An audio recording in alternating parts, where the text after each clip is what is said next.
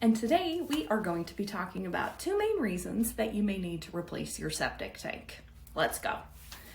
First, you may need to replace your septic tank if it has cracks or corrosion in it. And what that means, cracks, let's start there. That may mean you've been driving over the septic tank or it's just old and brittle and it's falling apart and it needs to be replaced. Driving over a septic tank is a major no-no unless it is a traffic rated tank, which most of them are not. So the good rule of thumb, don't drive over the septic tank. Now let's talk about corrosion. What is corrosion? Isn't that something that happens to metal? It happens to concrete too.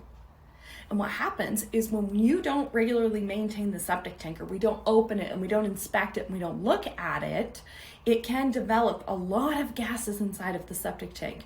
Really, in Arizona, the only way a septic system is vented is from the roof jack, from the plumbing inside of the house. How much of that do you think that it's really venting? Not a lot.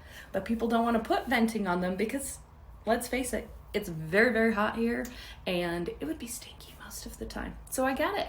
But that's why it's super important that you follow a 2 to 3 year maintenance pumping schedule so we can open up the tank properly from the manhole lids or the riser lids if you have those installed on your tank, and we can vent that system, let it breathe, take a look at it and make sure that it's not corroding and that we're doing great with maintaining the system.